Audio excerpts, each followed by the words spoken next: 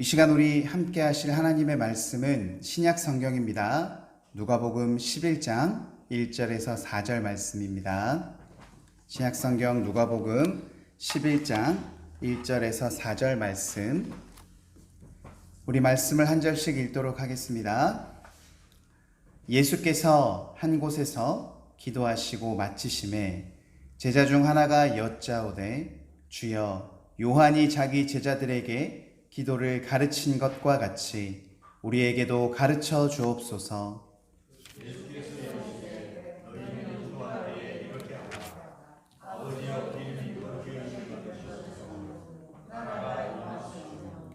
우리에게 날마다 일용할 양식을 주시옵고 우리가 우리에게 죄 지은 모든 사람을 용서하오니 우리 죄도 사하여 주시옵고 우리를 시험에 들게 하지 마시옵소서 하라. 아멘.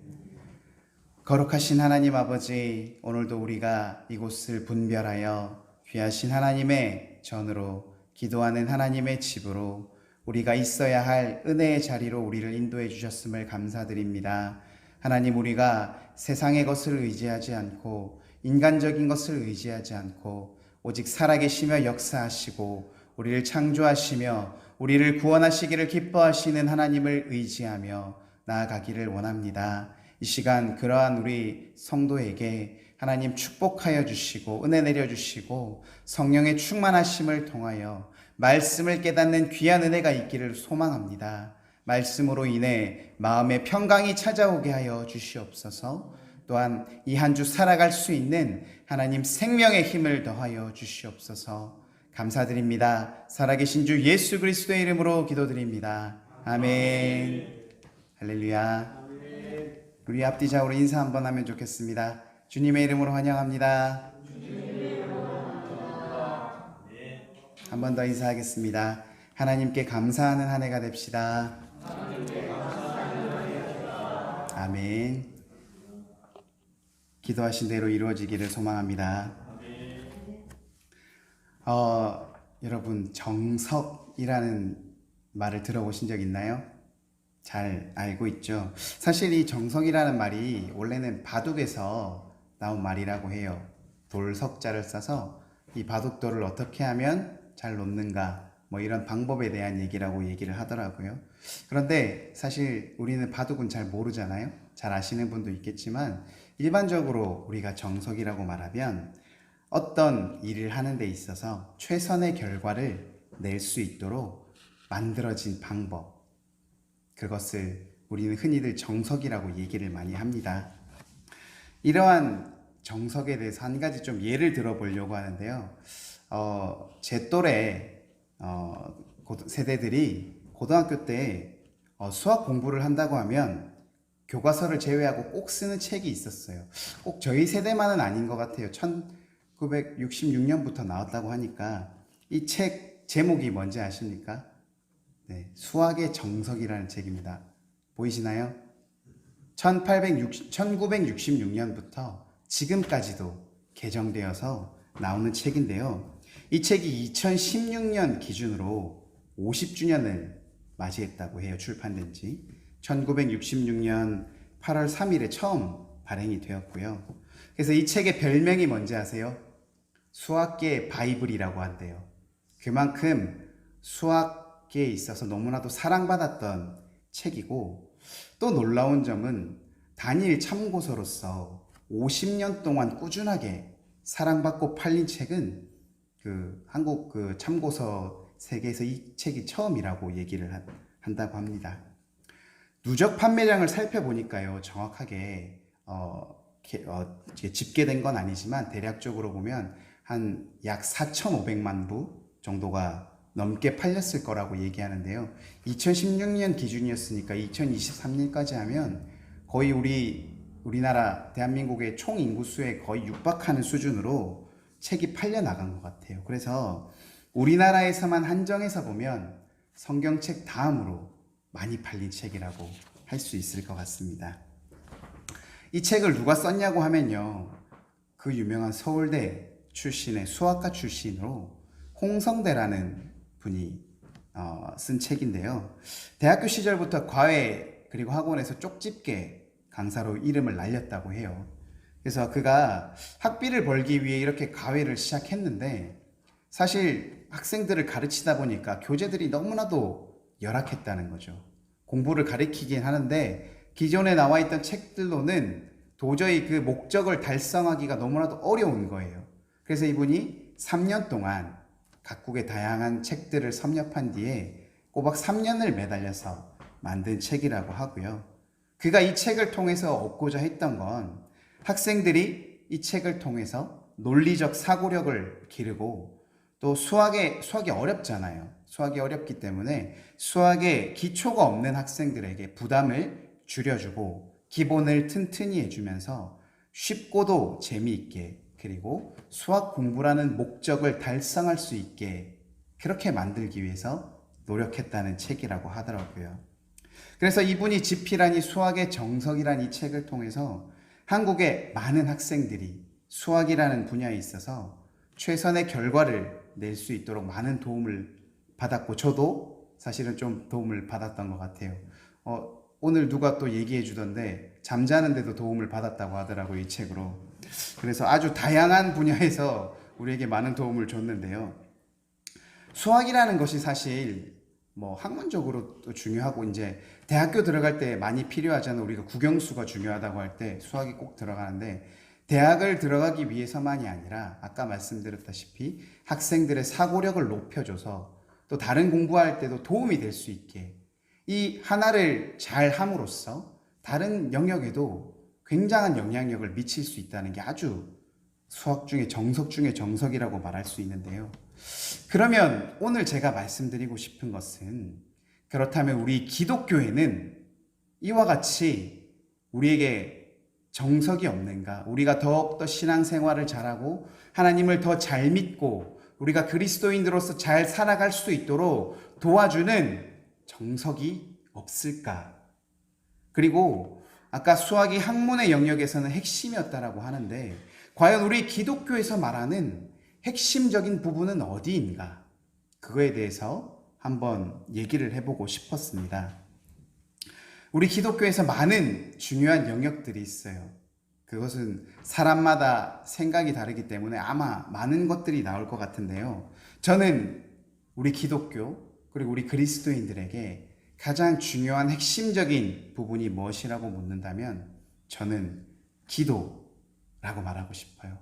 물론 그 외에 성경책이라고 말씀하신 분도 있었는데 성경책도 중요합니다. 그렇지만 제가 생각했을 때는 기도가 우리가 잘할 수 있게 된다면 기도의 목적을 하나님께서 우리에게 주신 기도의 그 목적을 최선으로 달성할 수 있다면 우리가 그 외에 많은 것들이 도움을 받을 수 있다고 생각해요. 마치 수학을 잘 공부하면 논리적인 사고력이 올라가서 다른 공부에도 영향을 줄 수 있는 것처럼 우리가 기독교인으로서 그리스도인으로서 기도, 하나님께서 우리에게 주신 이 기도의 목적을 잘 달성할 수 있다면 그것으로 그 외의 영역들에도 영향을 줘서 우리가 정말로 하나님께서 기뻐하시는 그리스도인으로서 살아갈 수 있다라고 생각이 들었습니다.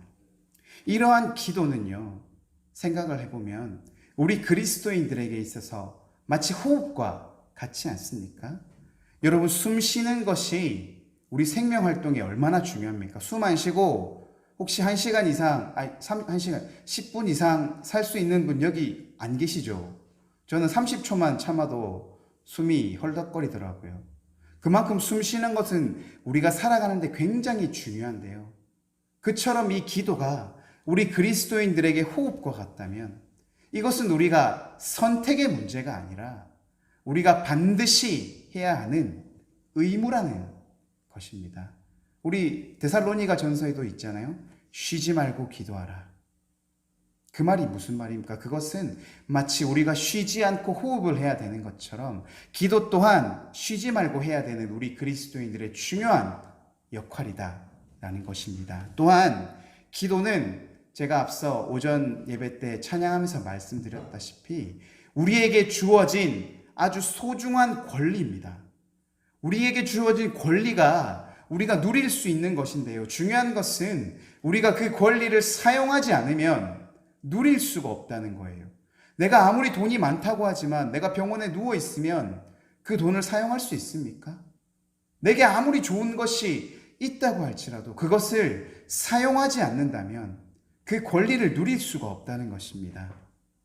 기도는 하나님께서 우리에게 주신 축복과도 같은 것입니다. 우리는 기도함을 통해서 하나님과 깊은 교제의 자리로 나아갈 수 있습니다. 그런데 우리가 이러한 귀중한 권리를 사용하지 않으면 우리가 누릴 수 없는 것처럼 그리스도인들이 기도하지 않는다면 하나님과 교제를 나눌 수 없게 되고요. 교제를 나누지 못한다면 우리의 삶은 하나님과 아무런 관련이 없는 그런 삶이 되어버린다고 하는 것입니다.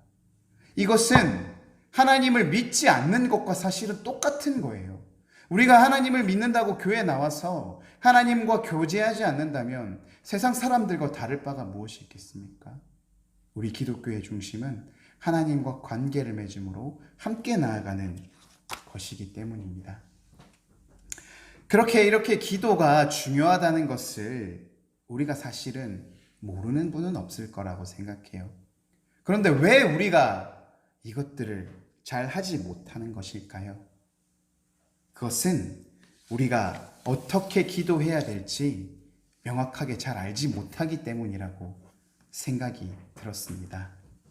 기도는 앞서 말씀드렸다시피 그리스도인들에게 삶이자 축복이고 누려야 될 권리인데, 첫 번째, 어떻게 기도해야 될지 몰라서, 두 번째, 기도를 해봤는데 응답이 없어서, 세 번째, 기도의 능력을 믿지 못해서 와 같은 이유로 많은 그리스도인들이 이 기도의 축복을 누리지 못하는 것 같습니다.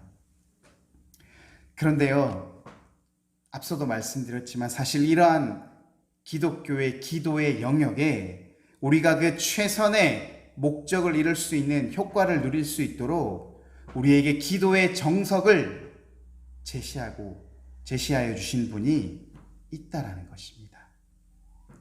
그분이 누구실까요?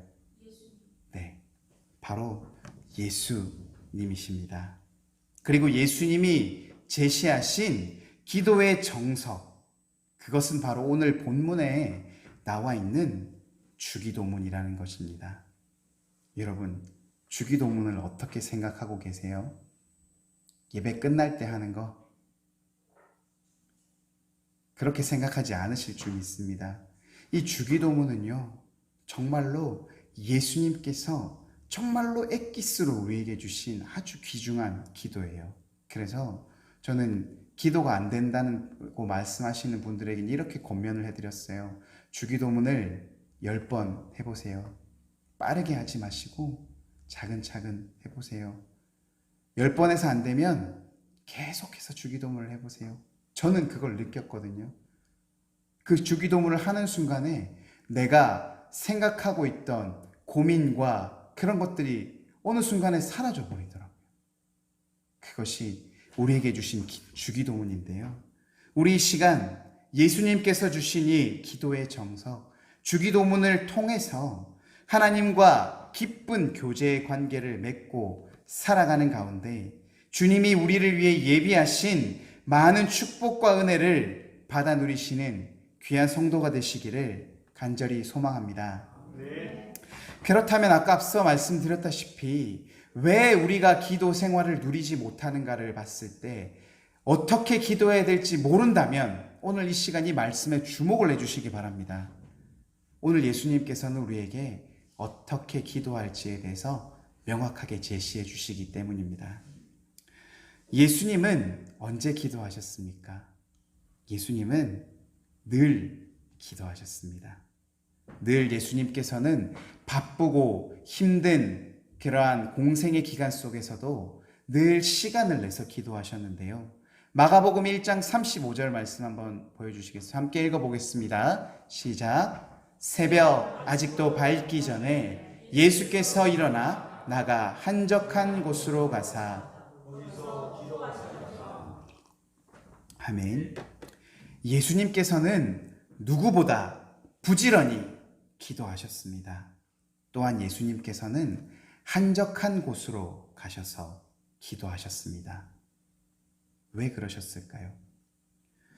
사람이 북적대지 않고 번거롭지 않은 곳, 즉 하나님과 나와 1대1로 만나 교제, 대화할 수 있는 그런 곳을 찾아가셨다는 것입니다. 여러분, 우리가 무슨 일을 할 때는 사실 사람들과 만나는 것이 당연하겠죠. 그렇지만 그 일을 하기 전에 우리가 만나야 할 것은 사람이 아니라 바로 하나님이신 줄 믿습니다.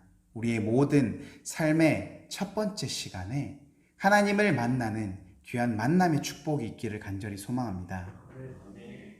그렇게 기도를 마치신 예수님께 제자 중 한 명이 이렇게 요청을 합니다. 우리 본문 말씀 누가복음 11장 1절의 말씀인데요. 제가 한번 읽어보겠습니다. 예수께서 한 곳에서 기도하시고 마치심에 제자 중 하나가 여짜오되 주여 요한이 자기 제자들에게 기도를 가르친 것과 같이 우리에게도 가르쳐 주옵소서. 아멘. 사실 요한이 제자들에게 어떤 내용으로 기도하라고 가르쳤는지 성경에서 찾아보기는 어렵습니다. 다만 요한이 제자들에게 기도를 가르쳐 주셨다는 것은 분명히 기록되어 있습니다. 그런데 예수님께서는 오늘 자신에게 기도를 가르쳐 달라고 요청한 제자들에게 기도의 구체적인 내용을 가르쳐 주셨고 그 내용을 성경에서 분명히 찾아볼 수 있다는 것입니다. 이것이 무슨 말이냐면 기도하고자 하는 마음이 가득한 사람에게는 주님께서 그 마음을 귀히 여기시며 그 마음을 아시고 그가 충분히 기도할 수 있도록 기도에 대해서 구체적으로 가르쳐 주신다는 것입니다. 사랑하는 삼관교회 성도 여러분, 우리가 기도하기 전에 가장 먼저 준비해야 될 것은 우리가 기도에 대한 뜨거운 열망이 있어야 된다는 것입니다. 우리가 열심히 기도하고자 하는 그러한 마음이 우선 내게 있어야 된다는 것입니다. 내게 기도하고자 하는 마음이 없으면서 어떻게 내가 기도를 할 수가 있습니까? 되면 하고 안 되면 안 하는 것이 아니라 내가 정말로 기도하고 싶은데 내 마음속에서 정말 기도가 아니면 안 된다라는 마음이 가득한데 다만 내가 방법을 모른다면 그것은 주님께서 가르쳐 주신다는 것입니다. 그러한 마음이 우리에게 있을 때 주님께서 우리에게 찾아와 기도의 문을 열어주시고 우리와 함께 만나주시며 인도하여 주신다는 것입니다. 그런데 우리에게 기도하는 마음이 없으면서 기도하려고 하면 자꾸만 기도가 끊어지고 1분도 안 돼서 기도할 제목이 생각나지 않고 그런 것 아니겠습니까? 이 시간 우리가 기도에 뜨거운 열망을 품을 때 주님께서 그것을 기뻐하시고 우리에게 기도의 통로를 열어주시는 줄 믿습니다. 우리 모두 이 시간 기도에 대한 뜨거운 소망을 가지시기를 간절히 소망합니다. 이러한 뜨거운 소망을 가지고 예수님께서 우리에게 가르쳐 주신 기도, 주기도문을 함께 살펴보려고 하는데요. 예수님께서는 오늘 이 주기도문을 통하여서 3가지의 기도 제목을 우리에게 주십니다. 이제 우리가 배워야 할 것 3가지, 예수님께서 우리에게 알려주실 3가지의 기도 제목을 한번 알아보겠습니다. 예수님께서 우리에게 알려주실 3가지 기도 제목 중에 첫 번째는 하나님의 이름과 하나님의 나라를 위해서 기도하라는 것입니다. 예수님께서 우리에게 기도를 가르쳐 주시는 장면은 오늘 본문인 누가복음 11장 외에도 마태복음 6장에서도 등장합니다. 한번 보여주시겠어요? 왼쪽 부분, 저의 기준으로 오른쪽이지만 여러분들이 보시는 왼쪽 부분이 바로 마태복음 6장입니다. 무슨 장면인가요? 산상수훈입니다. 산상수훈 장면에서 예수님께서 주기도문을 가르쳐 주시는 장면이고요. 오늘 본문인 누가복음 11장에는 예수님과 제자들이 가는 도중에 제자들이 예수님께 기도를 가르쳐 달라고 요청하는 장면입니다. 기도문을 가르쳐 달라고 요청하는 장면이 서로 다르지만 상황이 다르지만 그 주기도문에게는 기도의 핵심은 서로 같습니다. 그것은 예수님의 기도는 항상 하나님이 중심이 되는 기도였다는 것입니다. 예수님은 하나님 아버지께서 보내주심을 받아서 이 땅에 오셨기 때문에 하나님의 말씀을 전하고 그 뜻을 이루는 것에 집중하셨던 분이십니다. 또한 예수님의 기도는 하나님만이 높임을 받으시도록 기도하셨습니다. 예수님께서 우리에게 알려주신 기도는 살펴보면 가장 먼저 하나님의 이름을 높이고 있다는 것입니다. 하나님의 이름을 거룩하게 여김받도록 원하는 기도였습니다. 하나님의 이름은 사람들이 함부로 불러서도 안 되는 것이었습니다. 즉, 기도를 통해서 하나님만 영광을 받으셔야 된다는 것입니다. 예수님은 이 땅에 하나님의 나라가 임하기를 원하셨습니다. 하나님의 나라가 어떤 나라입니까? 이 땅의 온 백성들과 우주의 모든 만물들이 하나님의 권위 앞에 순종하며 통치를 받는 나라가 아니겠습니까? 예수님께서 이 땅에서 가장 먼저 하신 사역이 회개하라, 천국이 가까웠느니라고 선포하는 일이셨습니다. 이는 하나님의 나라를 전하면서 또한 하나님의 나라를 성취하기 위하심이 아니셨습니까? 예수님께서는 하나님의 목적을 그대로 자신의 목적으로 삼으셨습니다. 따라서 우리 그리스도인들 또한 예수님의 제자라고 말한다면 우리 또한 하나님의 나라가 임하기를 기도해야 될 것입니다. 그래서 예수님께서는 기도하기 전에 가장 먼저 하나님의 이름과 하나님의 나라를 위해 기도하셨습니다. 우리의 기도 가운데도 하나님의 이름을 영광스럽게 하며 하나님의 나라가 이 땅에 임하게 하시는 그러한 기도가 되시기를 간절히 소망합니다. 주기도문을 통해서 우리에게 두 번째 주시는 기도의 제목은 바로 일용할 양식을 위해서 기도하라라는 것입니다. 그리스도인들 또한 세상에 살면서 하나님의 나라를 바라보는 존재들입니다. 하나님의 나라가 이 땅에 이루어지기를 바라보며 살아가는 사람들이라는 것입니다. 그래서 하나님의 나라가 이 땅에 임하기까지 우리들 또한 이 땅에서의 삶을 유지해야 됩니다. 사람이기 때문에 먹어야 합니다. 그리고 가정을 꾸리고 자녀를 양육하며 이웃과도 더불어 사이좋게 지내야 할 줄로 압니다.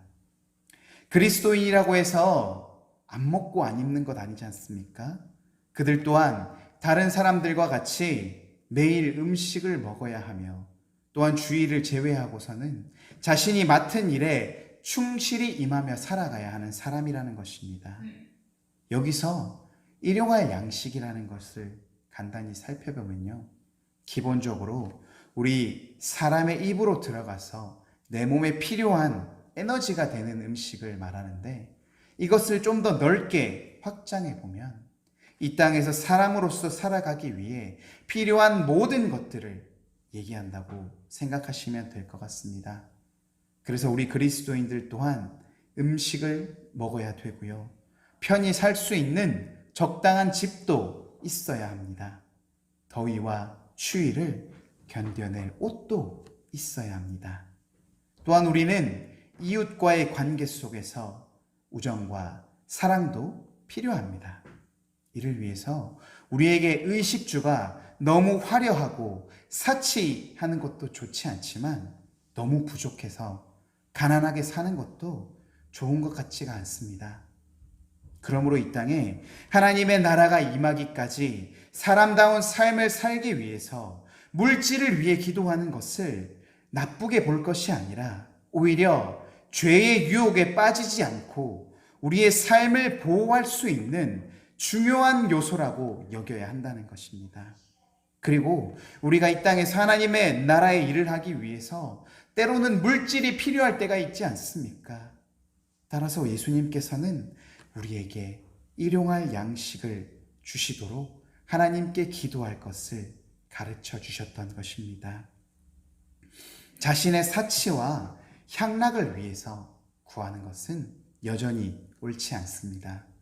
그러나 죄의 유혹에 흔들리지 않고 우리의 믿음과 신앙을 지키면서 하나님의 나라의 일을 하기 위해서 필요한 물질을 구하는 것은 우리 그리스도인으로서 당연히 해야 할 일이며 또한 마땅히 구해야 할 기도라는 것을 잊지 마시고 우리들 또한 일용할 양식을 위해 기도하시는 성도님들이 되시기를 간절히 소망합니다. 마지막으로 주기도문을 통해서 우리가 기도해야 될 세 번째 기도의 제목은 관계와 유혹에 대응하기 위해서 기도해야 한다는 것입니다. 그리스도인들 또한 일용할 양식을 추구하면서 살다 보면 때로는 욕심이 지나치거나 심한 경쟁을 하게 될 때가 있습니다. 타인의 것이 부러워서 그것을 내 것으로 하고 싶은 마음이 생길 수도 있습니다. 정당하게 일하거나 정직하게 사업을 하는 것이 아니라 속고 속이며 빼앗고 빼앗기는 일이 일어날 수도 있습니다. 모든 것은 이러한 일들을 통해서 사람들의 관계는 틀어지게 됩니다. 모든 관계에 있어서 우리가 사랑하는 마음으로 대하는 것이 아니라 미움이 가득한 마음으로 원망과 시기, 질투함으로 인해서 서로 원수의 관계가 되기도 합니다. 겉으로 보기에 아무리 좋은 음식을 먹고 멋지고 화려한 옷을 입으며 대궐과 같은 좋은 집에 산다고 할지라도 그 속이 보기 흉한 얼룩진 모습으로 살아간다면 무엇이 하나님께 영광이 되겠습니까? 이렇게 살아가는 사람들은 이웃이나 사회적 약자들을 외면하고 자기만 잘 살면 된다라는 생각으로 살아가는 사람들일 것입니다. 또한 그러한 사람들 때문에 정말로 정직하게 최선을 다해서 열심히 노력하며 사는 사람들이 정당한 보상을 받지 못하고 허탈한 마음으로 살아가게 되는 경우를 우리가 많은 뉴스들을 통해서 보고 있지 않습니까? 세상 사람들은 그러한 사람들에게 쉽게 분노합니다. 또한 자신이 당한 만큼 그에게 되갚아 주는 것을 오히려 당연하게 여기며 그러한 행동을 기뻐하며 즐겁게 바라보는 사람들이 많이 생겨나게 됩니다. 흔히 말해 사이다 먹은 것 같다, 이런 얘기들 많이 하지 않습니까? 그런데 예수님께서는 그러한 우리 그리스도인들에게, 자신의 제자들에게, 지금으로 말하자면 하나님을 믿는 우리 여기 계신 모든 그리스도인들에게 이렇게 얘기하고 있는 것입니다. 너에게 죄 지은 사람들을 용서해 주렴. 너에게 씻을 수 없는 아픔을 준 사람을 용서해 줘 라고 얘기하고 있는 것입니다. 사실 그리스도인들이라고 해서 용서하는 것이 쉬운 일이겠습니까? 오히려 그리스도인이기에 용서해야 된다는 그 말에 더 큰 상처를 받고 낙심하며 좌절하는 사람들도 있습니다. 그런데 우리가 지금의 이 현상에 머물러 있는 것이 아니라 우리가 좀 더 넓고 깊이 생각해야 할 것은 우리들 모두가 바로 죄에 연약한 사람들이라는 것입니다.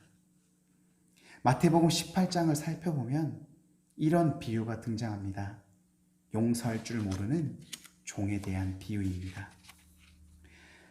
1만 달란트 빚진 종이 있었습니다. 사람이 있었습니다. 그럼에도 불구하고 왕이 그를 불쌍하게 여겨 그 빚을 탕감하여 주었습니다. 여러분, 1만 달란트 하니까 잘 감이 안 오실 수 있을 것 같은데요. 아주 큰 가치예요. 자, 1달란트가 엄청나게 무거운 쇳덩어리 금이거든요. 근데 그걸 데나리온으로 바꾸면요, 1달란트가 6천 데나리온이 돼요. 한 데나리온이 우리가 하루 일하는 하루 품삯이라고 생각해 보세요. 그러면 한 달란트는 6천일 동안 일한 임금이라는 거예요. 그러면 한번 계산해 볼게요. 1만 달란트라고 했잖아요. 1만 곱하기 6천 하면 그 날수만큼 그게 이 돈의 가치라는 거예요. 그럼 이 사람이 며칠을 일해서 갚아야 되는 줄 아세요? 1만 곱하기 6천 나누기 365를 하면 자그마치 며칠이 나오냐면요. 16만 4,358일인가? 이렇게 나와요. 무슨 말이냐면 뒤에 거 부스러기 떼버리고요. 16만 년 동안 하루도 안 쉬고 일을 해서 그 돈을 다 갚아야 된다는 얘기예요. 여러분, 우리 몇 년, 얼마나 살 수 있어요? 짧으면 80년, 길면 100년 아닙니까? 근데 16만 년이래요. 1000년도 아니고 16만 년 동안 일해서 갚아야 될 빚을 진 거예요. 이 말은 상징적인 의미라는 겁니다. 이 사람이 무슨 수를 써도 평생을 다해서 일을 해도 갚을 수 없는 돈이라는 거예요. 그가 이러한 빚을 졌대요. 근데 그가 왕에게 이렇게 말해요. 왕이시여, 제발 저를 기다려 주십시오. 제가 처자식도 팔고 제가 평생 일해서 그 돈을 갚겠습니다. 근데 말씀드렸지만 16만 년이라니까요.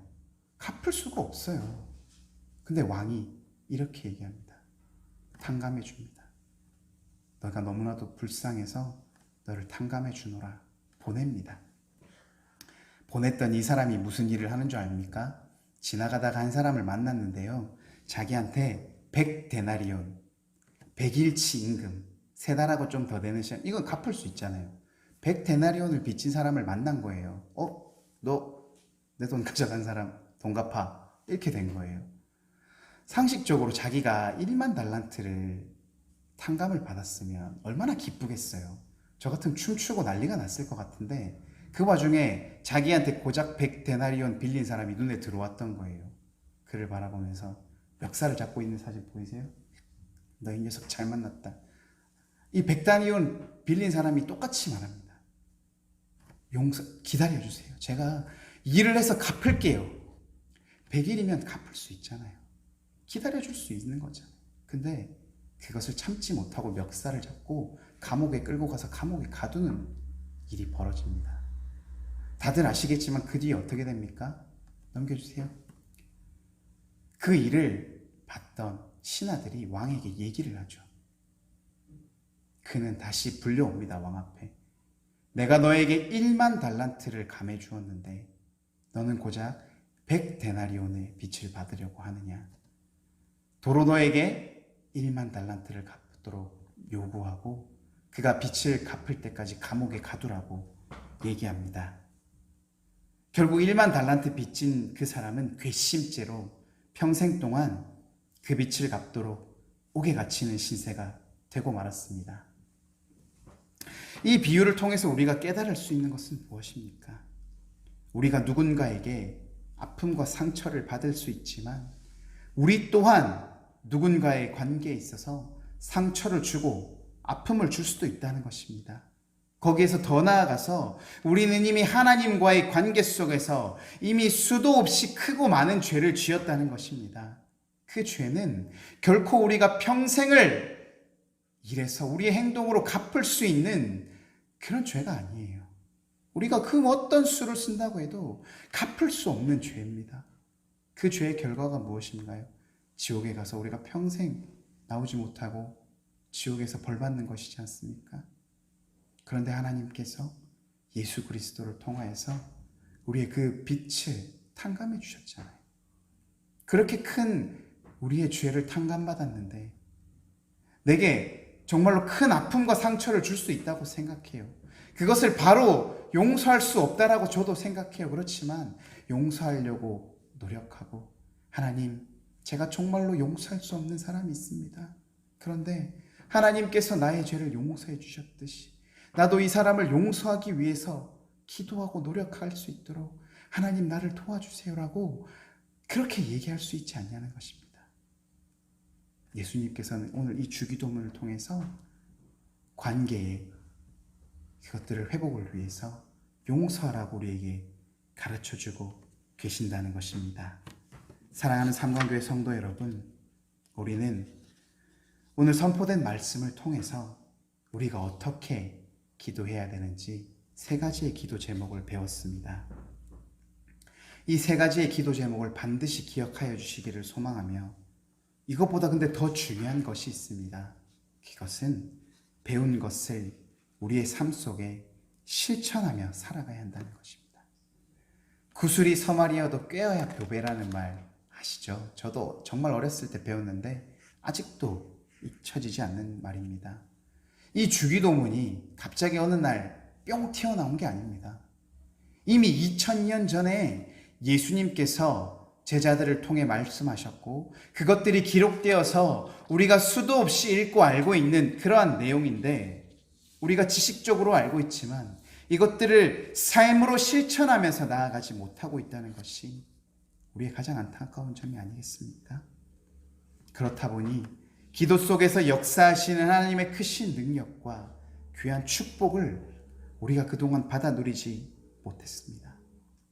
그러나 하나님께서는 지금이라도 우리가 뜨겁게 기도하고자 하는 열망을 가지고, 또한 뜨거운 열망 가운데 우리가 하나님의 깊은 교제 가운데 하나님의 이름과 하나님의 나라를 위해서 기도하며 우리의 일용할 양식을 위해 기도하고, 또한 관계의 문제를 해결하기 위해 용서하는 마음을 달라고 우리가 기도할 때 하나님께서 우리를 뜨겁게 만나주시고 우리를 위해 예비하신 축복과 은혜를 더하여 주실 줄 믿습니다. 지금까지 우리를 위해 하나님께서 기다려주셨습니다. 우리가 이러한 하나님을 더 이상 기다리게 하지 말아야 될 줄로 믿습니다. 오늘 우리에게 다시 한번 가르쳐 주시고 생각하게 해주신 이 기도의 방법을 통해서 사랑하는 하나님과 동행하는 귀한 성도가 되시기를 이 시간 주님의 이름으로 축복합니다. 아멘.